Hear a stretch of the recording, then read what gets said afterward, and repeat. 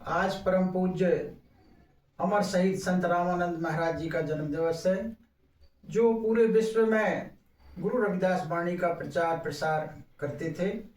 उनके श्री चरणों में नमन करते हुए और गुरु रविदास वाणी अमृत वाणी प्रस्तुत है। भक्ति ऐसी सुनो रे भाई, आई भक्ति तब गई बढ़ाई। कहा भयो नाचे और गाए, कहा भयो तब कीने। कहा भयो जी चरण पखारे, जो लो तत्व न चीने। कहा भयो जी मूड़ मुड़ाए, बहु तीरथ व्रत कीने। स्वामी दास भगत अरु सेवक, कहू परम तत्व नहीं चीने।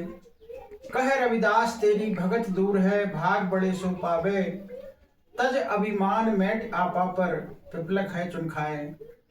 गुरु प्यारे साध संगत जी, इस पावन वाणी में गुरु रविदास जी सभी धर्मों एवं भक्तों की श्रद्धा का सम्मान करते हुए जीवों को प्रभु भक्ति का पावन संदेश देते हैं।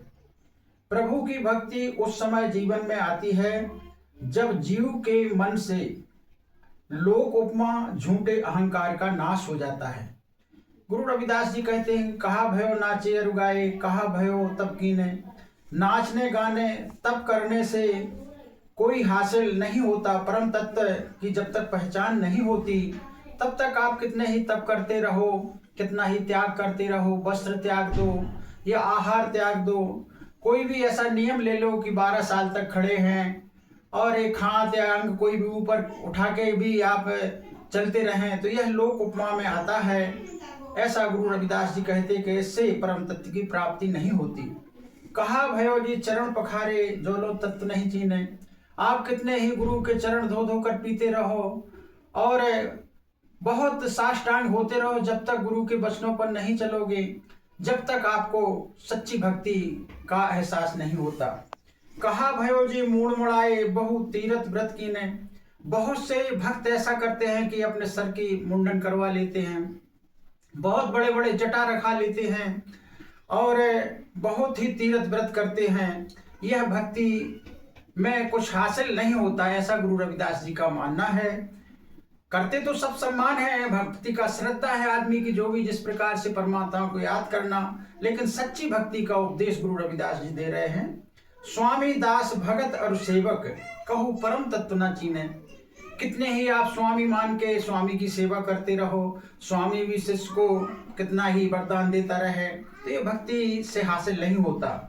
अंत में गुरु रविदास जी कह रहे हैं कि कह रविदास तेरी भगत दूर है, भाग बड़े सो पावे।